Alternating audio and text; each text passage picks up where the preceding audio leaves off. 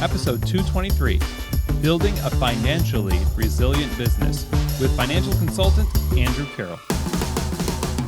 Well, hey everybody, and welcome to another episode of Keys to the Shop, where we give you insights, inspiration, and the tools you need to grow as a coffee service professional. My name is Chris DeFirio. I'm your host for the show. Thank you so much for joining me today. If you have not yet subscribed, please do so wherever you get your podcast. Just hit subscribe. Also, remember to leave a rating or review for this show. That really helps the visibility of this show. And in addition to that, share these episodes.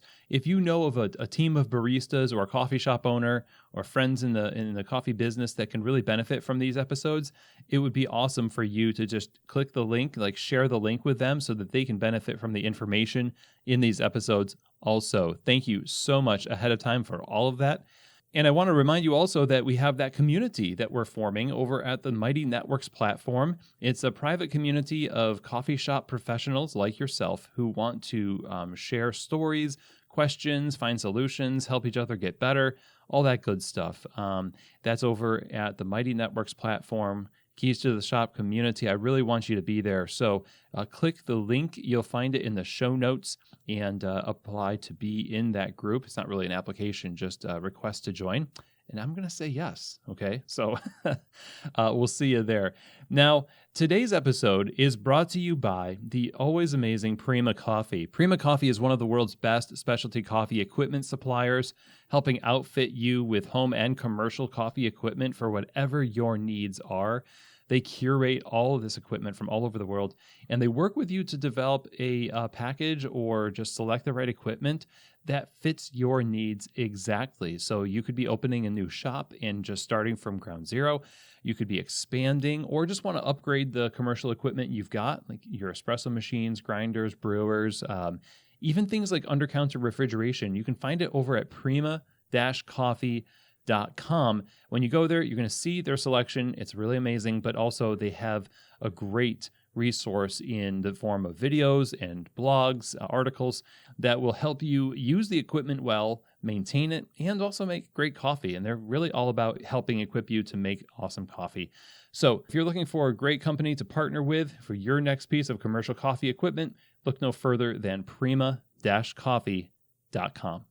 Today's episode is also brought to you by the world's leader in awesome plant-based performance beverages. Of course, we're talking about the Pacific Barista Series, developed for professional baristas and right alongside the feedback from professional baristas. They really don't make a move without the approval of the barista community worldwide. So when you use anything in the line from the Barista Series, like almond, soy, coconut, rice, hemp, oats, all of it's going to give you the ability to make amazing latte art because of its awesome texture and stand up to the heat from steaming. And when you're drinking the beverage, it also helps keep the focus of the beverage on the coffee. So it's not overwhelmingly like oats or overwhelmingly like almond. It's really well made to highlight your coffees, and your customers are going to love this product. I guarantee it. And so I think you should find out for yourself what it's like. Get it in your store. Go to pacificfoods.com. Try it for yourself. You can click the link in the show notes. It'll take you right to the food service section. But when you want to serve your customers the best plant-based options on your menu, then it's my opinion that you should be serving them the Barista Series from Pacific. Okay, well, today we have a very, very useful episode for you.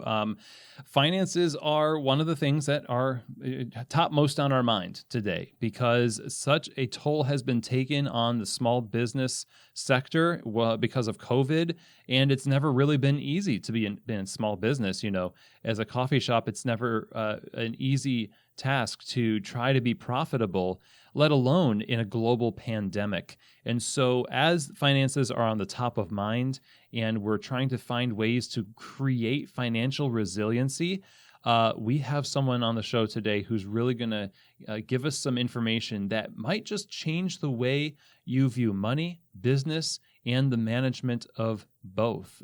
Andrew Carroll is our guest today.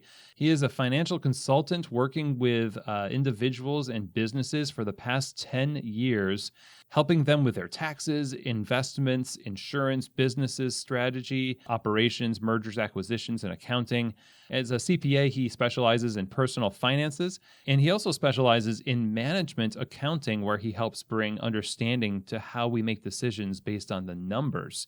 He is the host of his own podcast called The Means of Production, and he is a consultant and owner of CFO Andrew, cfoandrew.com.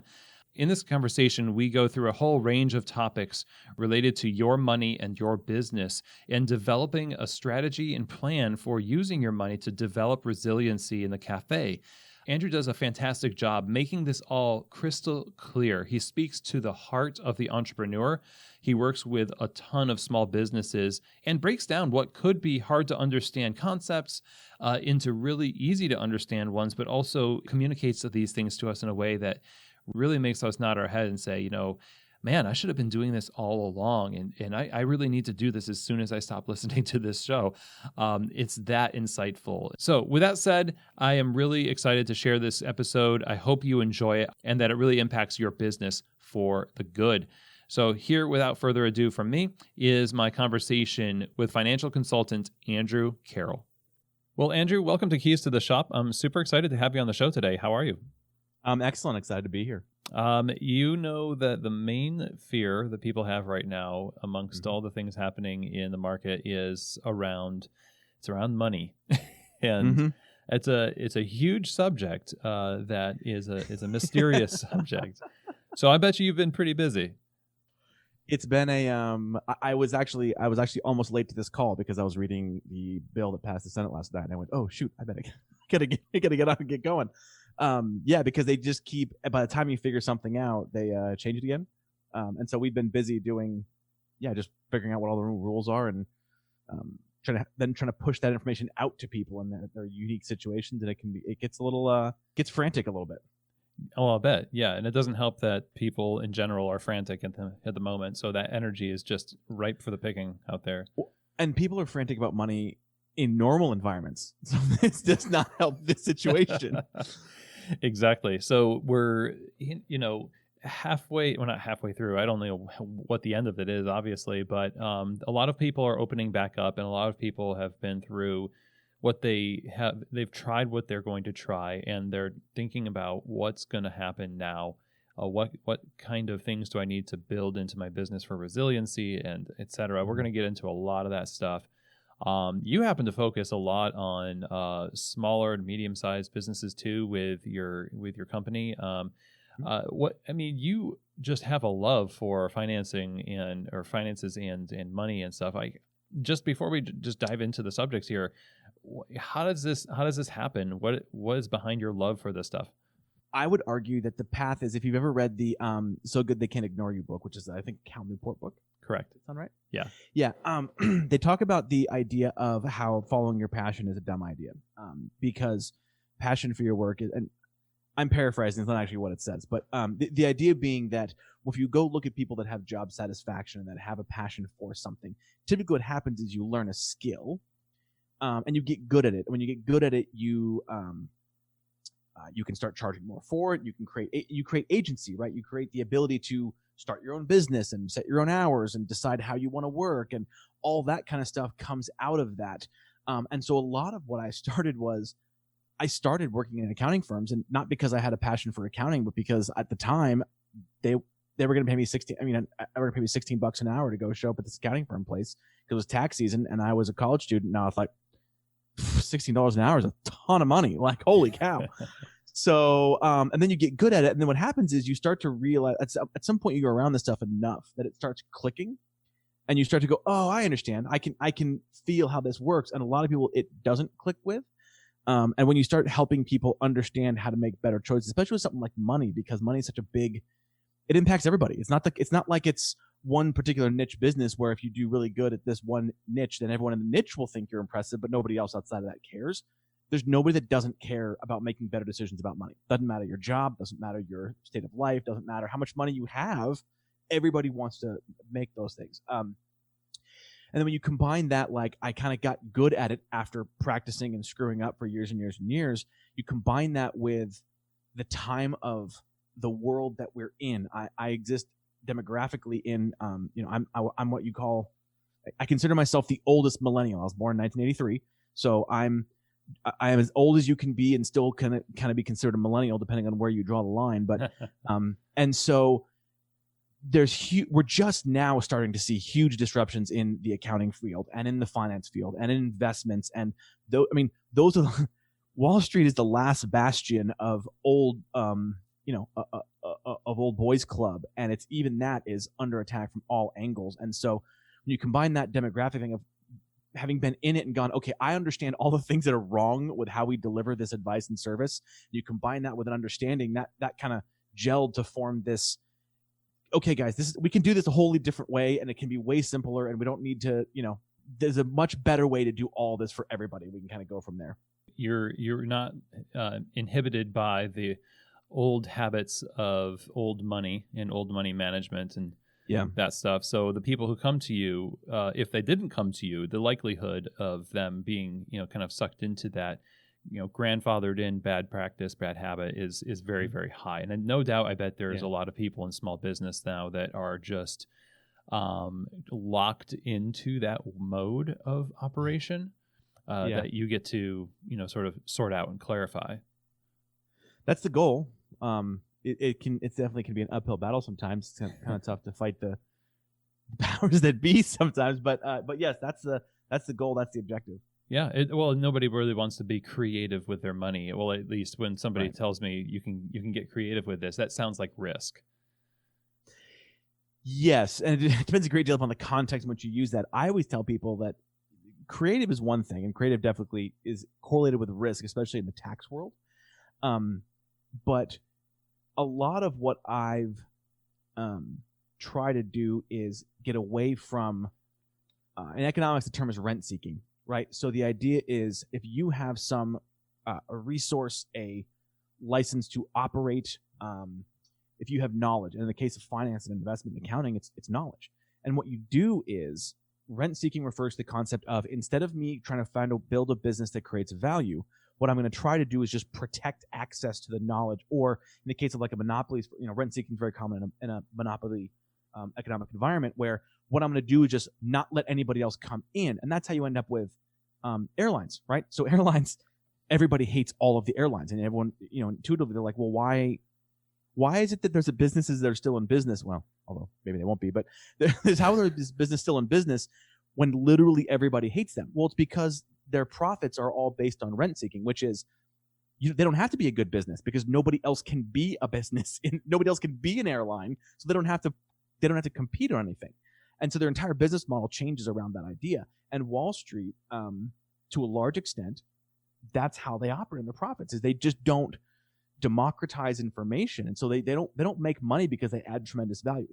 And I would argue that in a lot of cases in Wall Street, there is tremendous value being added, but there's a lot of also rent seeking going on. I'm going to charge you this fee just because you don't know any better, right? And that's not a way to build a valuable business. You build a valuable business by adding value to your customers and your clients and making their lives better, not by just squeezing every little bit of juice out of this fruit that you can and protect it behind regulations and licenses and stuff like that. So that I think the bigger change that we try to see in this world is not just changing business models, but it's changing business models to try to democratize the information a little bit.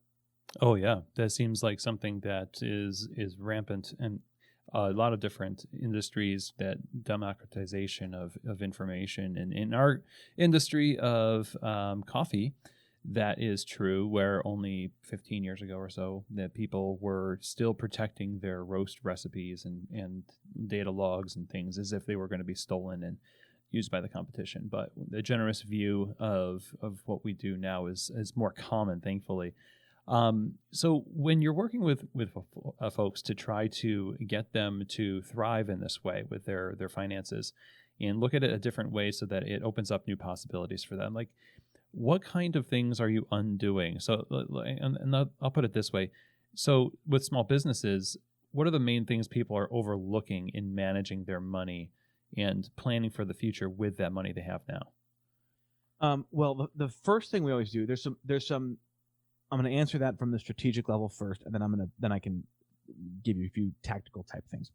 The biggest benefit that we have, and the first step I'm always going to try to work on with a business owner, is to get them to understand money. Most people have a very, very poor relationship with money.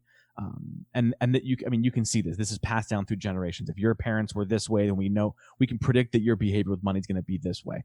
And the first thing we try to do is get people to understand and have a better relationship with money. There's a scene in the movie Blow, which is a movie about cocaine with George Young, and Johnny Depp plays him. In the very, very beginning, Ray Liotta has a line where he basically says, sometimes you're up, and when you're up, it's never as good as it seems. And when you're down, you think you'll never be up again. But money isn't real. And if you don't ever learn anything about money except you learn to really, really internalize that one statement, you'll be more successful than most other people. Because people forget that money isn't something. Money isn't an end.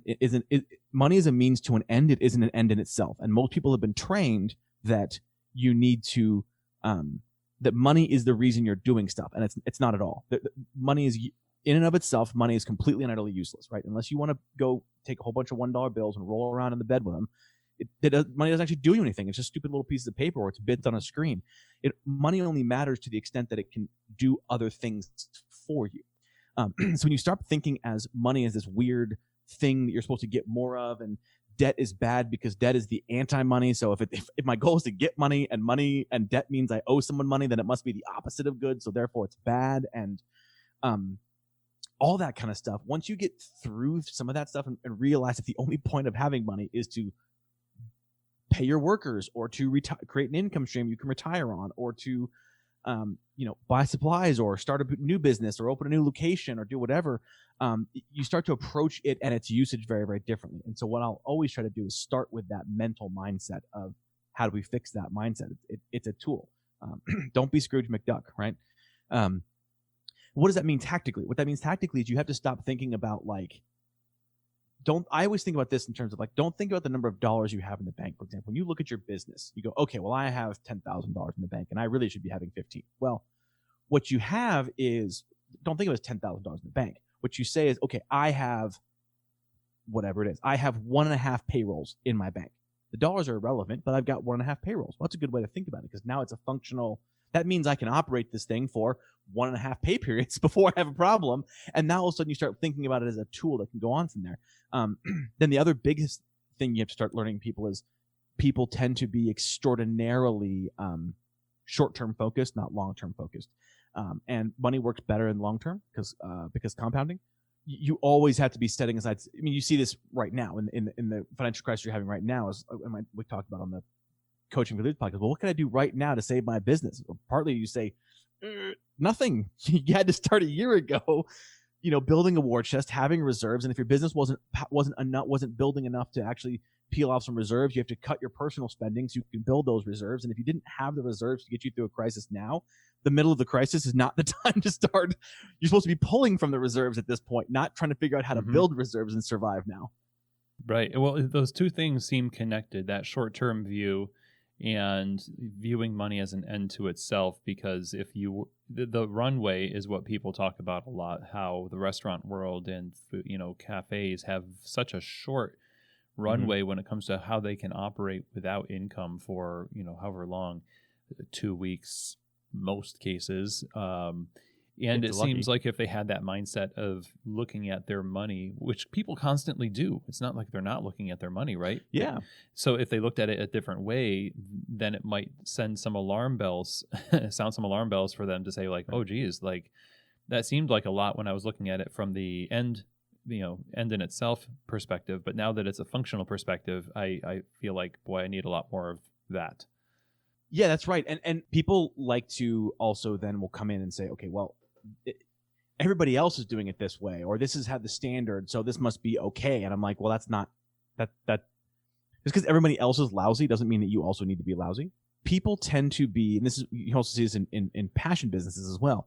One of the reasons you tend to see that tight a margin is because the business owners are taking that hit. They're too darn nice to a certain extent. They go, no, I need to be running. I need a 2-month runway, and to do that, I have to charge 20% more than what the people down the street are charging. And if that's what it's going to be, then that's what it's going to be.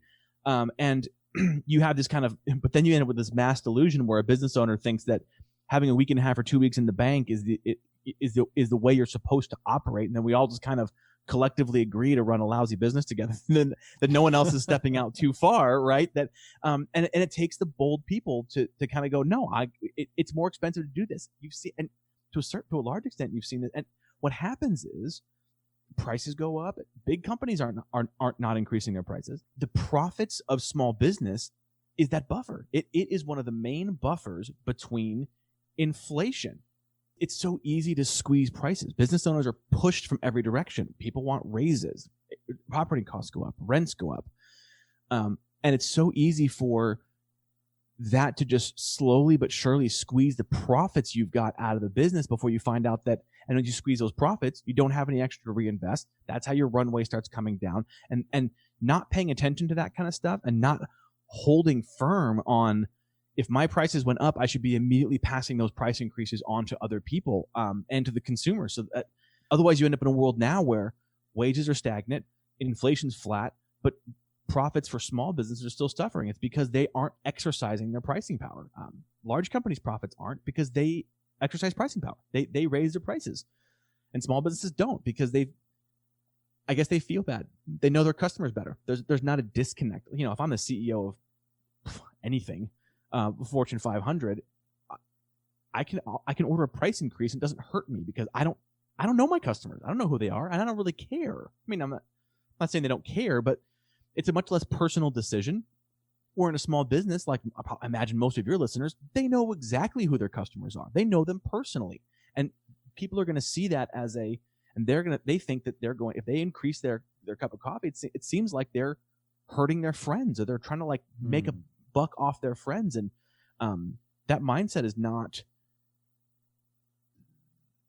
that mindset is what is part of what feeds into that bad money mindset, which is it doesn't need to be zero sum. If you increasing the cup of coffee just means that we can now be here permanently. It means we can stay in business longer and provide better service because something's got to give. You can't just keep giving people a more expensive product for the same price. Something will give, and it will eventually it'll be you or your sanity or your credit or the quality of your product or so on and so forth. That's a long-term view for sure, and it's from personal experience having to raise prices in cafes, and everyone listening could probably relate to this, that it is a big deal because you have the faces of those people in your mind, and what are they going to say? And so there's this whole campaign. Hey, by the way, we're going to do this, and almost like an apology letter sent to everybody, sealed, with, it's just it's a balance, it seems, between math and relationships, because we are, small coffee shops are very, very relational. But then when the math doesn't work, we realize that the relationship is based on economics. A lot of it is. Yeah, and when you don't have faith in the math, it makes it harder for you to make that decision, right? Because in the absence of proof, if you knew for a fact, hey, I've run all the math, I have the business models, I understand what this means, this is what it costs to produce that cup of coffee that you want. And if you want this kind of coffee in this format, in this environment, in this geographic location, this is what it costs to get it. And if you have confidence in that math, it makes it a lot easier. But most people don't have confidence in that math. They don't have a business model that says I need to sell X cup of, X of Y type of coffee at Z price to generate, and then my variable costs and my overhead costs and all this kind of stuff. They don't have a business model forecasting sheets that they've run. I mean, if 5% of your listeners had that, I'd be shocked, right? Which is not a criticism of your listeners. I'd say 5% of business owners, period, had that. I'd be shocked. They just don't have that stuff, and so it feels like in the absence of understanding that money is a tool to deliver this thing in this way, and that this is the math that shows that, it feels like raising prices just seems like a money grab, and nobody wants to be perceived as greedy. No one wants to be perceived as just doing a money grab, trying to make money. But that's how they view it, and the result is most small businesses aren't very good. They're not run very well. They don't make very much money. They perform subpar relative to other kinds of businesses, and the owners are disproportionately less wealthy because they let that drive their business instead of let the economics of their business drive their business. Well, right now it seems like a lot of people are being forced into a position of taking bold action. It might be a percentage of people that just out of comfort want to just go back right to the same things they were doing before because it worked before and we can't wait to get back there. But I think there's a larger than average amount of people who want to take bold action. And I actually hear people talking about raising their prices, doing things to increase their war chest and all that other stuff. So the question I have for you is then, now that we're in the middle of this and we've realized maybe some of those mistakes that we've made along the way that haven't really prepared us to deal with something like this, what are the steps that people can take, business owners can take to build financial stability and resiliency in their businesses into the future, like right now? Well, the first stuff is, first is you got to go into survival mode. So that we can kind of, there's two distinct paths to this conversation at this point, which is we can talk about survival mode, meaning what do you do from a standpoint of how do I apply for PPPs and what do I do with my PPPs and what do I do with EIDL loans and sick pays and all that kind of stuff like that, which is just tactical, like I said, survival type stuff. And then there's the longer term stuff, which is, I think, like you said, think about, I would encourage people to go and take your base product. A cafe's obviously got, dozens of different SKUs, call in there, but just start from the very basics and just figure out what it takes to make that and go, okay, if the coffee is $2.95, of that, break out all the things that need to go into that. It costs me X for beans and Y for labor and Z for rent. And then you also have to add in things like, I need, a 10% cost, 10% of that cost needs to be reinvestment, which is going back in the business, because guess what? Those machines wear out. You're going to need to replace furniture and replace counters. So every cup of coffee you spend has to pay for the next roasting machine or the next, I can't remember what the brewer or whatever, I can't remember what they're called, but you know what I mean. The next set of tables, and you can't wait until you don't get to some point and go, oh, I need this stuff now, let's figure out how to pay for it. No, you should have been paying for it out of every single sale you made every single day. And when you start breaking down, and so I need to have not just reinvestment, but I also need to have war chest, which needs to be some portion of that. 5% would be something I would go with. I need to have profit. I need to have at least a 5 or 10% profit on that. And when you start adding that stuff up, you're going to find out that you're probably not charging enough in a lot of cases. But that diligence, it will be a lot of work to break down that price into all those components. It's going to be a ton of work. Fortunately, most of us aren't working as much right now, so you've got some time available to go do that work and build that price down. But build that model, build that idea of every cup of coffee sold isn't a cup of coffee. It is a collection of all these different things, and as one of them changes, I got to change my price. Does that kind of make sense? Yeah, it makes a lot of sense. People do romanticize still in their positions what they're doing. I just want to serve my community a good cup of coffee. And in some ways, it seems antithetical to that, to view it as this mechanism, this dissected mechanism that pays for the future resiliency of my business. Doesn't have the same ring to it as the other. It does not. Yeah. Which is why I've said this before, and I'll say it again, and it's an extremely unpopular opinion, but I say it almost without reservation, which is that I hate passion businesses. Hate them. Because if you take a business that is a passion business and a social good business, all you've done is taken a good charity and a good business and made them a lousy version of both, right? Don't do that.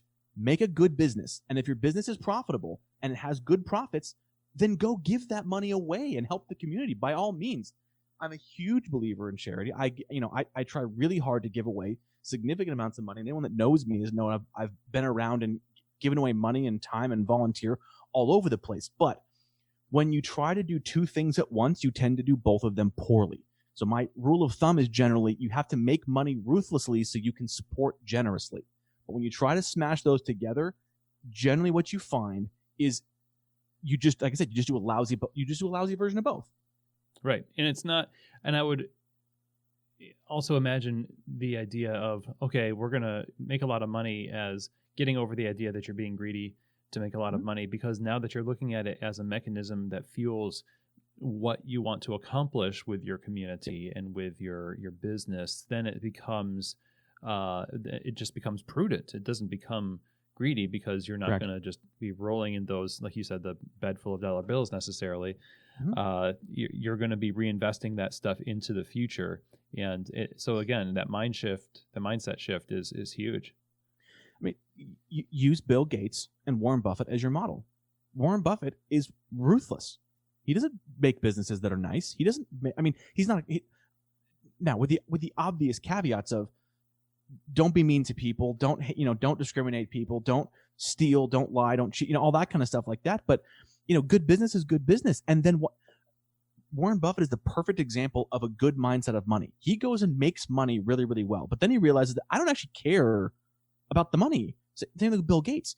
I've got a foundation that's job is to give away money, and it's really good at it. And Microsoft is really good at making money. If you tried to make a charitable Microsoft, you're just going to end up with lousy computers. Like, that's not, you don't do that. These are two distinctly different modes, two distinctly different ways of operating. And if you want to donate, if you want to say, listen, I want to build the profit into my cup of coffee, and it's going to be 8%, and I'm going to take all of that and go start a community foundation or fund a shelter or fund a, awesome, love it. And I'll be the first one to sign up to back you and to help, put the donation out there. But you're never going to be able to fund those things if you don't make good, reliable businesses that are profitable. You have to have profits. You have to have money to be able to support those causes. Yeah. When we're talking about sustainability in coffee, we talk about that a lot. There's profit is talked about often, because profit means you can make a big difference. There's the environment, and then there's the social good, but then there's also the price and the profit that you need to do those things. So now that we have this mindset, let's say that we've adjusted our mindset, and we want to break down all of the components that go into a cup of coffee, and we do that for all of our business. When we're talking about that war chest, like, some of this money has to go to the war chest, right? Mm-hmm. How much of a war chest is really needed? What would you recommend to somebody who has like two to three cafes? Small business has cafes, maybe like 30 employees, and they're in business for like 4 years, and they want to build a war chest so that they can expand, but also do better by the people they have. What's your advice to them? I go back to the same idea of, everyone really wants. I get asked questions like this all the time. Well, how much do I have in savings? Like, well, I don't know. I can pick a number, but it's all completely arbitrary, right? What I would always tell people is, okay, go back and remember, war chest isn't defined by dollars in the bank, because that's money as a means to an end. The war chest should be defined by your goals and your strategies. What are you trying to accomplish? If you're trying to accomplish X, let's figure out how much X costs, and that's what the war chest needs to be. If war chest is just a proxy for I want to have stability, then you'd say, okay, great. Let's look at the current crisis and go, cool. Do I think I could survive if I cut to 50%? How long do I want to survive? Now it's an insurance game, right? Which is, if I was doing 50% or 25% or zero, and go, okay, great. If I'm running at 50% capacity, I want to be able to run for 6 months. If I'm at 25, I could run for 3 months. If I'm at 0, I can run for 6 weeks. And then it's just personal preference. Now you're picking risk tolerance, right? Well, would you rather that at 50%? Would you rather that security number be 3 months or 6 months or 12 months? That's personal preference based on what your own, like I said, risk tolerance would be. But that's how you do that math to link that out. If I've got, like you said, I've got 2 or 3 coffee shops, I'm looking to expand. Perfect.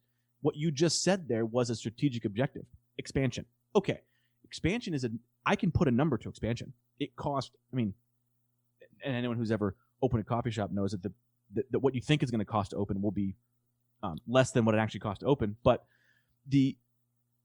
I can get some ballpark that says, okay, great. And these are 2 different objectives that probably need to be funded separately. I probably want to have X war chest for security operations. I want to have Y in my expansion fund. And I don't expand until I get to, doesn't matter how good the location is, doesn't matter how perfect the spot is. That's all romanticism. Unless I need X dollars for expansion. And until that fund gets to that dollar amount, I'm not going to expand. And when it does, I will.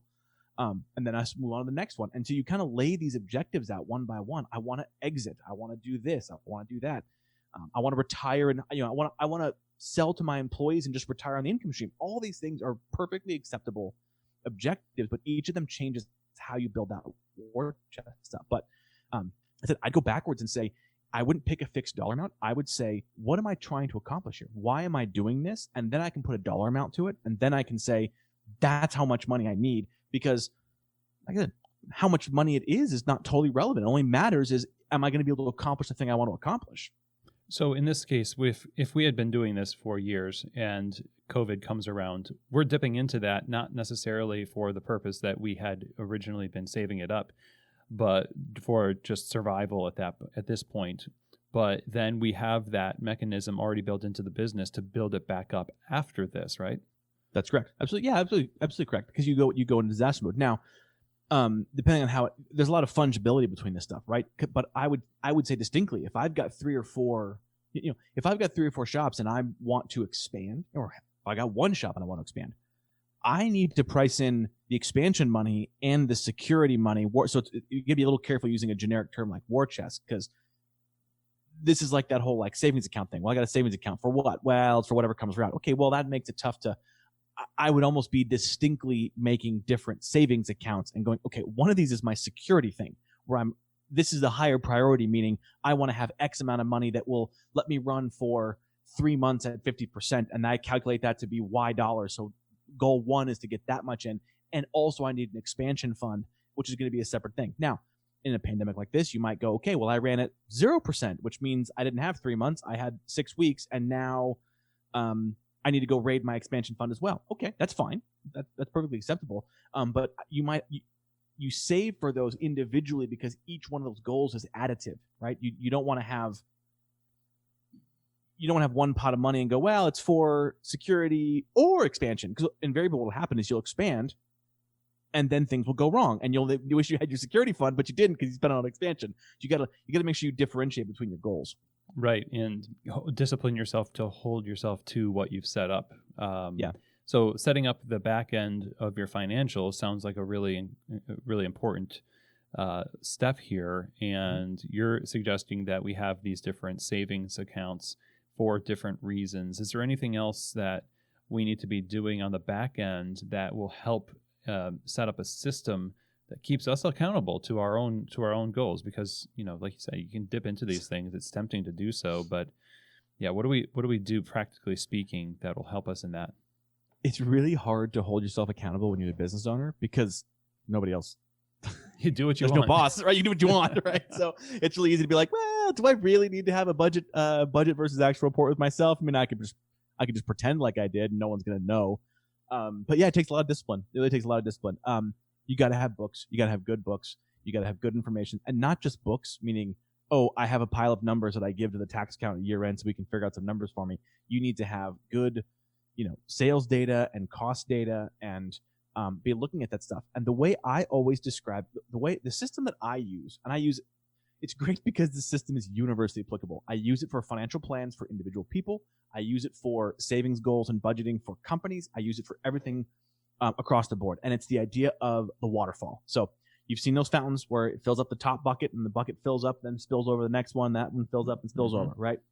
So you build your waterfall plan. That waterfall, every one of those steps is a goal. So the first one, it was going to be security, my security war chest. And then maybe I've got an expansion war chest. Or in a coffee shop environment, I would typically be starting by saying, I want a security, this first layer of security.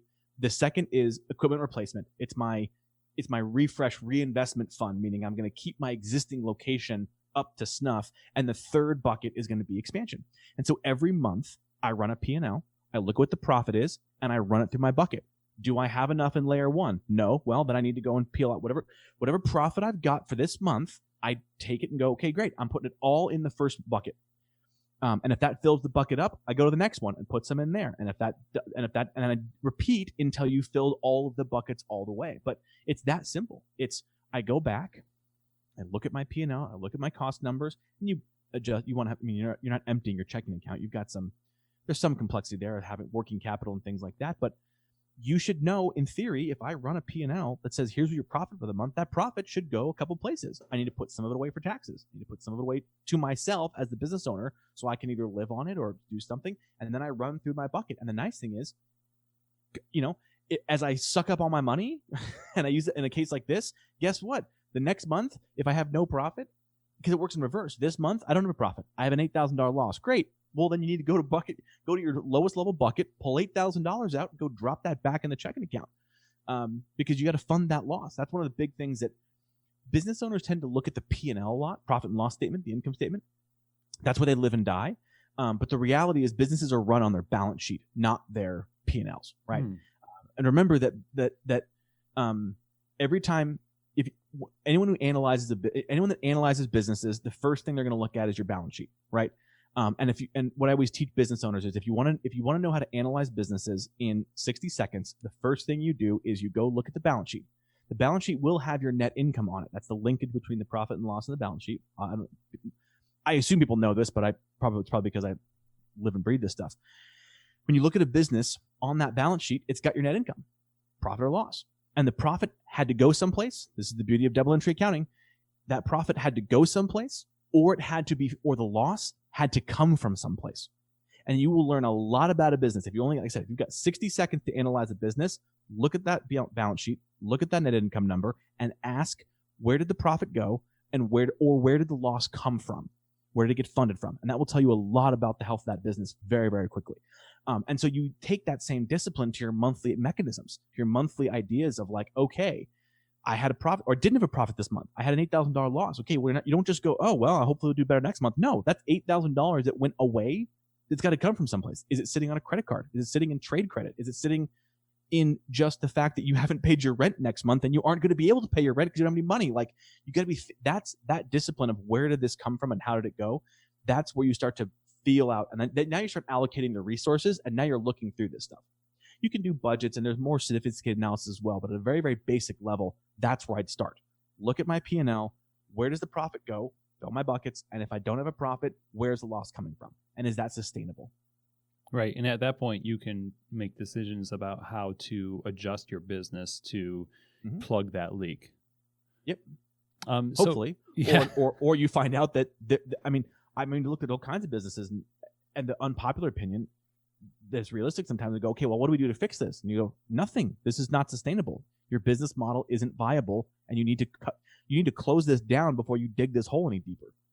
Well, a lot of people are doing that now. Well, they're forced to do that because certain cafes, for example, that if you have multiple cafes, and a cafe in that group of 4 or 5 or so is not very profitable, post-COVID, you're probably not going to open it. And there's lots of examples of that, just because you're cutting off the one that took the most money, didn't make very much money, and people are making these types of really hard decisions that, for lack of, I don't want it to sound callous, but maybe the decisions should have been made a long time ago. That's the exact thing I was just going to say to you, which is those businesses didn't become unprofitable because of COVID. I mean, they did because they had to close. And there's a time period, but a business closing and not being profitable for the period that it's closed because of COVID doesn't change the fact if you're making the decision not to reopen the business, what that really means is you kept that business. You knew it wasn't profitable to begin with. You knew it wasn't profitable. And this goes back to the other concept of it's not enough. This goes back, it's not enough for a business to be profitable. It has to be profitable enough to justify its existence. There's risk involved. There's capital involved. You can't just go, well, we didn't lose money, so it must mean we're a successful business. No, you have to be making money to be, otherwise, and especially in the small business space, most, any financial analyst would look at, I would say anecdotally, half of small businesses and go, the risk isn't worth the reward. Shut it down. Now, a small business owner who's put their blood, sweat, and tears into this just to fail doesn't want to hear that. But the practical aspect is, if it's not making a given return for the capital you've got into it, then it's not a good business. It's only now that they're actually forced to go, well, do I really want to open something that I know isn't going to make much money? But most of those things, most of the businesses that are going to close during COVID and not reopen, we could go back to their February financials or their 2019 financials, and I bet we could already identify that they were already not profitable or not profitable enough. And we could tear them apart and go, listen, if you had known what you were doing you would have known all along that this was not a good business. It wasn't. COVID was just the thing that forced you to realize it, and it took away the funding mechanisms you had to sustain a bad business. But COVID didn't make this a bad business. You made it a bad business. I mean, I sound like a jerk when I say stuff like that, but the reality is, we knew these businesses were bad. I mean, go look at, there's tons of restaurants. There was a great article from a chef in the I saw in New York Times months ago that basically said, we're going to close and we're not going to reopen. And the reality is, I've known that I should have closed for 2 or 3 years, but the momentum kept me going. It's my passion. I love it. But prices have come down and margins have gotten squeezed, and we just woke up one day and found out we weren't really making any money, but we just kept going because we didn't know what else to do. And all those zombies, we call them zombie businesses, all COVID did was just kill the zombies that would have been, that in an objective environment would have been killed anyways. Wow. So, okay. Merciless analysis, but probably needed, right? So, yeah, well, you get a lot of people who are like, well, I'm making this company, and I make so my favorite thing is to go back and find out how much do you, the owner, make. I cannot tell you the number of times I've done this analysis and go, oh, you own a coffee shop, or a restaurant, or whatever shop, and you go, oh, and you, the owner, for all the time you put, you personally guarantee all the debt, you have your entire life savings at risk, and you make $45,000 a year. Mm-hmm. You'd be better off if you went and got a W-2 job making $45,000 a year. You wouldn't have any risk. And less stress. Less stress. The same money for lower risk is an objectively better investment. Period. Right? So now it's not cool because you all go to work a W-2 job like a lame W-2 stiff, but but the math says it's a better investment of your time. So the stuff that we're talking about all throughout this conversation now is going to either build resiliency into a good business for the future, or it's going to reveal to you that your business is in fact not good and force you to either close it or heavily adjust it. But it's a microscope to analyze that, which we could have been doing from the beginning too. Like if you're just starting a coffee shop in this economy, in the post-COVID world, which I've got several clients as consulting clients who are doing just that.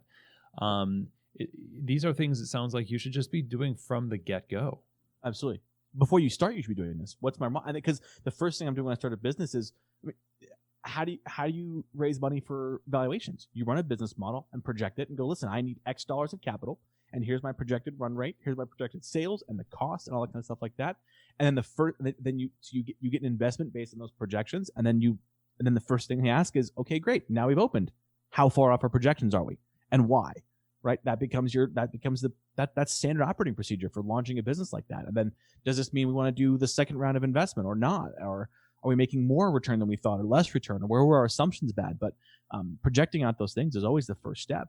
I would also add, you were saying either we put this discipline in and start running our businesses more disciplined, or we realize the business was not a super good business and therefore should be closed. I would also add, there is a third choice to that, which is that you can run it like a lifestyle business. But what you want to be doing is understanding that if you're running it like a lifestyle business, you don't really own a business, you own your own job. And that's okay. There's absolutely nothing wrong with that. You don't need to do this kind of ruthless analysis. If you can make enough, if you are happy running what you're doing and you can make enough money to live on, and hopefully keep the business reinvested and moving, then you can do that. But just be aware that if you're doing that, you're making an active choice to not be able to retire, to not grow your wealth. And if you're doing this because you want to grow wealth and become wealthier, then that's not a good way to do it. But it is okay to just say, listen, I'm willing to do this in exchange for this much money to live on because I like it. That's okay. But just remember, if you make that choice and a global pandemic happens, you might be SOL. And that's just the choice you made to be in that kind of a business. Yeah, it makes a lot of sense. And for a lot of people, that is what they want to do, And yep. Yeah.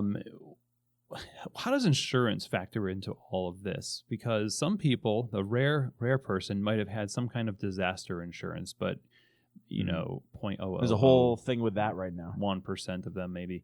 Like, what kind of insurance should a small business really be carrying in order to protect themselves? Like, we're protecting ourselves by, employing the kind of things that you're talking about with our financial planning. Yeah. But how does insurance factor in? you can't buy insurance practically or effectively to cover these kinds of risks. You have to build it into your pricing. You have to what we call self-insure. That 5%, that 10% that you added to your price to go set off to the side, that's insurance. That's what insurance does, right? Insurance is the same exact thing. They're going to take a small premium from you. They're going to put it in a giant bucket, and when something happens to somebody, they're going to take that bucket and pay for it. So you adding in a 5% piece to your pricing and then putting in a savings account is insurance.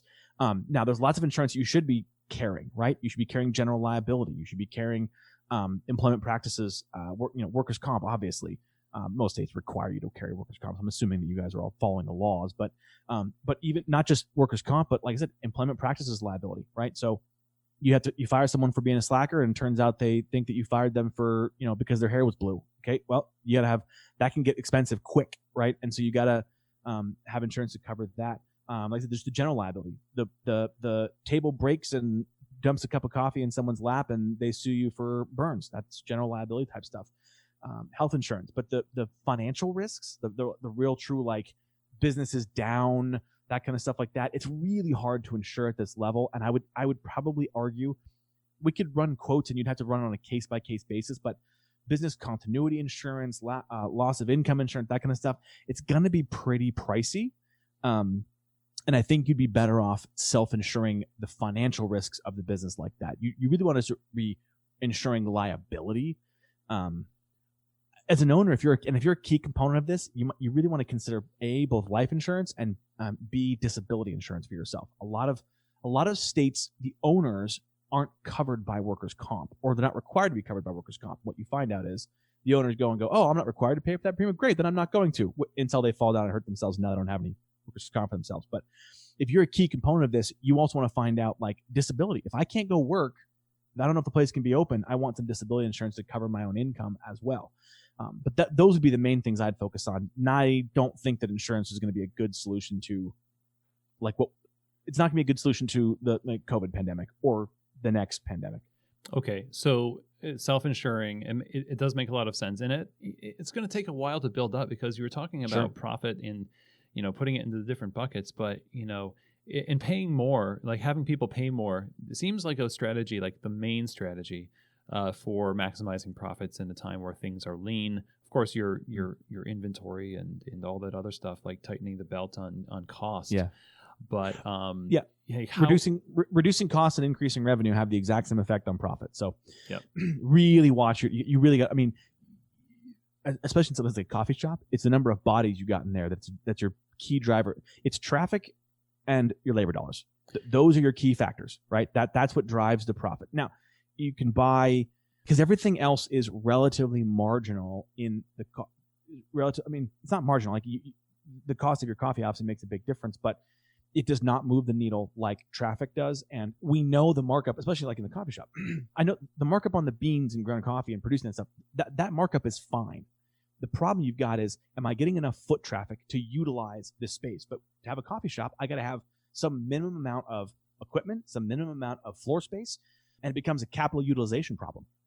I have to have enough. The variable costs are fine because the markup is good, but I got to have enough volume to justify the existence of this fixed cost facilities and machines and all kind of stuff like that. So if you don't have the volume, it doesn't matter how good your margins are, you're dead in the water. So driving the traffic and then labor, like I said, labor is your most expensive cost. If I can get you to produce 3 cups in the time it takes someone else to do 2, I make significant gains in my cost. Yeah, there's a lot of creative ideas to think about with workflow and how things are set up and maximizing what you have. Because a lot of people just say, well, they assume they're doing all they can right now, so they want to add something else to it, when in fact maybe there's a further exploration of what you currently possess that will just add more leverage and gain more profit because of it.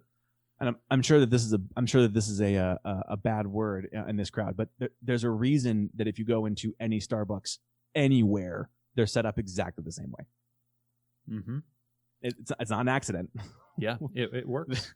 Yeah, I'm betting they've done time and motion studies on how to do this stuff. And there's you could probably take any Starbucks barista from anywhere and drop them into another location, and it wouldn't take them but 4 minutes to be working at full capacity. Mm-hmm. Yeah, I agree with that. And they're also consistent for themselves too, so they know what people expect from their brand in terms of time for beverages and service standards and things like that. So it's like a combination of those two things. So this is a great place for me to kind of segue into some questions that the Keys to the Shop audience had in the Mighty Network community specifically. We let them know that we had like financial guru coming on the show, and going from insurance to talking about PPP and what to do with that and forgiveness. Good distinction. is really important, I guess, because people are being bailed out, they think, by PPP, but what's the deal with that? How do we go about repayment, forgiveness, and what should people be prepared for? So first, I would say, I would not be thinking about insurance and PPP and EIDL as the same things, right? Because insurance was the responsible one. That was the paying ahead, right? So that 5 or 10% you peel off to put ahead means you don't need a bailout. So PPP and EIDL are for the people that if you didn't plan ahead, you're going to get bailed out. And that's kind of what those are for. So it's kind of like the two sides of the same coin to a certain extent. But what should we be prepared for? So remember that two distinctly different programs, and we're seeing EIDL loans. So EIDL stands for the Economic Injury Disaster Loan Program, which is a very, very old program. They've had it for a lot of years. This is the first time we've ever applied it nationally, really. They basically, normally it's what you see when, you hear on the news, hurricane hits Houston and the president declares it a disaster zone. Like, well, why do we care? Well, the reason they do that is because that now triggers the SBA to be able to loan to businesses in disaster areas. What they basically did was just declared basically every metropolitan area in the country a disaster zone, which means anybody can get an EIDL loan. And so remembering that EIDL loans, there is no forgiveness. It's just a straight loan.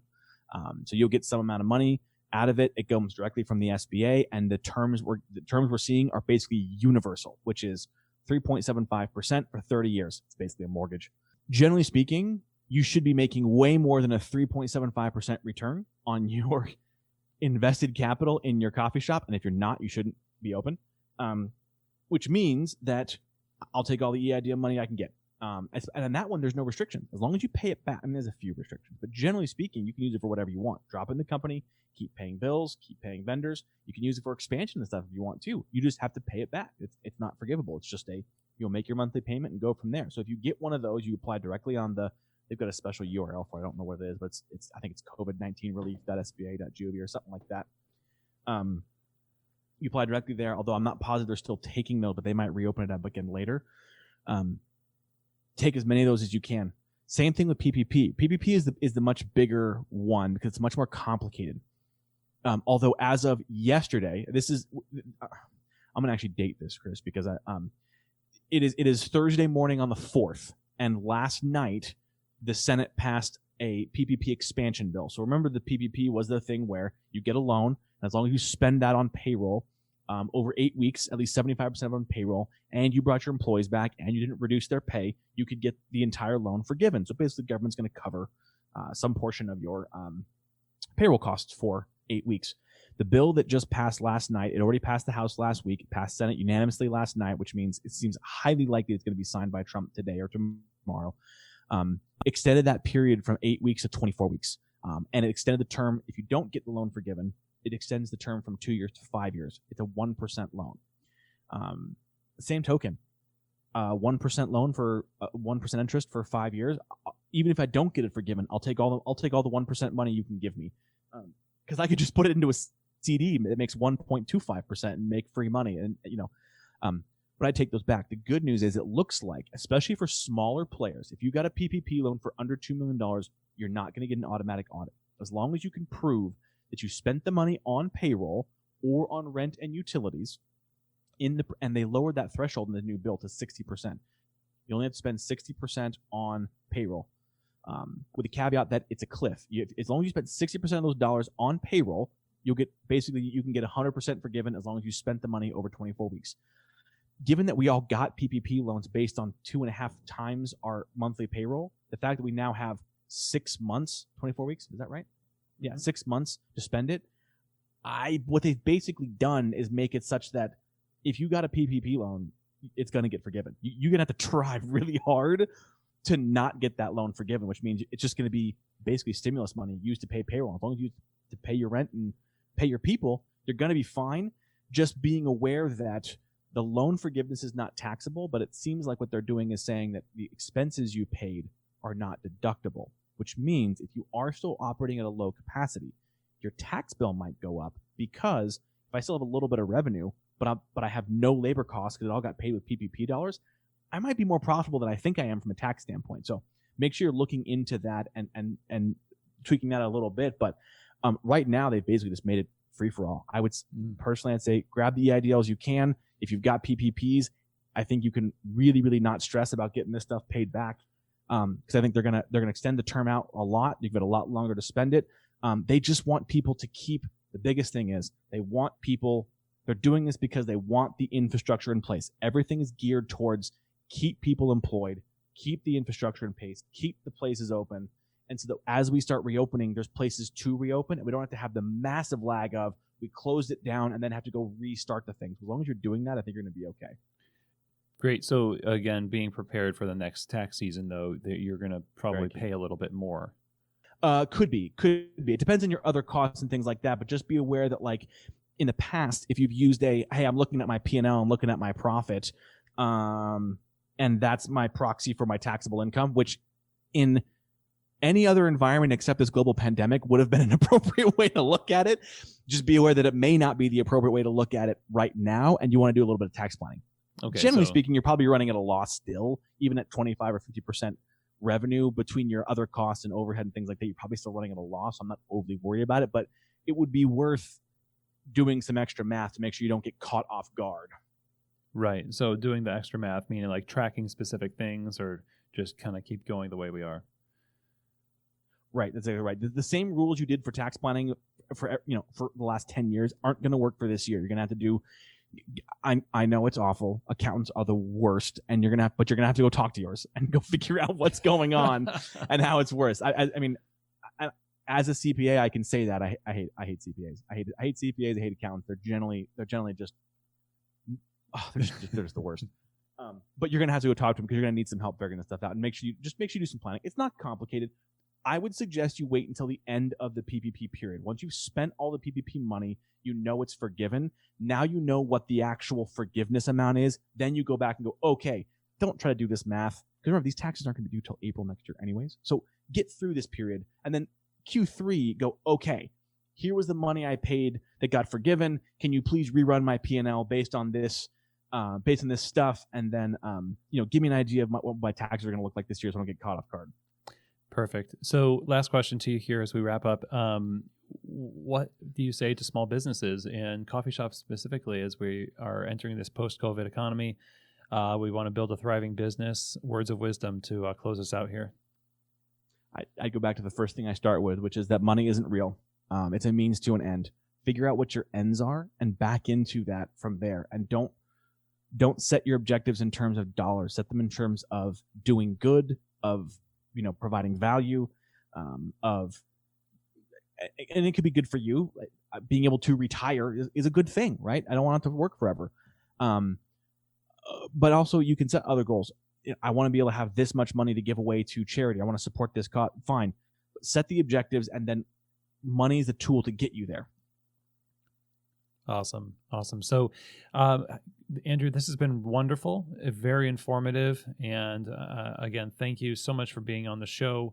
How can people get in touch with you and potentially just hire you, work with you? I know you offer lots of different levels of participation and plans for people in this situation. So where can we go to learn more? I'd probably have you start with, I'm CFO Andrew on Twitter. My core business is cfoandrew.com. And if you're interested in having actual CFO outsourcing as opposed to just tax work, actually managing the business as the CFO of a company, my CFO outsourcing company is called Accrual Empire. Accrual is in the basis of accounting, Empire. You can check out that website there. Anywhere you can get me, I'll put you in the right bucket if and when you need to. Feel free to, like I said, you can reach out any place. Doesn't make a difference. Awesome. Well, thank you again, Andrew. My pleasure. Well, like I said in the beginning, this is just a dense episode with a lot of actionable advice. I love that we cover everything from just conceptual mindset change towards money and towards our businesses, as well as just really practical things that we can do right now to set up our systems to make our businesses more successful.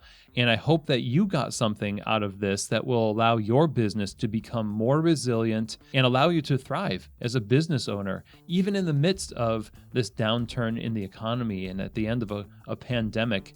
If we play our cards right and we follow this advice that Andrew has given us, we have a really good chance at being able to grow in the midst of this time. So a big thank you to Andrew for joining me on the show, sharing your wisdom and this wonderful information with us. If you want to learn more, go visit his website over at cfoandrew.com. Also, you should subscribe to his podcast, Means of Production. Both of those are linked up in the show notes. Andrew has a few different options on his website that you could choose from where he can help you and your business directly. So I definitely think you should explore that. Now, if you have any questions for me, feedback or comments, or if you're interested in working with Keys to the Shop Consulting, working directly with me to help you start off on the right foot with your new coffee business or level up your operations and quality of your existing business, you can email me at chris@keystotheshop.com. That's CHRIS@keystotheshop.com. I really love hearing from the Keys to the Shop audience. And with that, that is the end of our episode. Thank you so much for joining me. I hope that this was really enriching and helpful for you today to hear from Andrew Carroll. And I hope you have an amazing rest of your day. Thanks so much again. And as always, I hope that this episode has truly given you keys to the shop.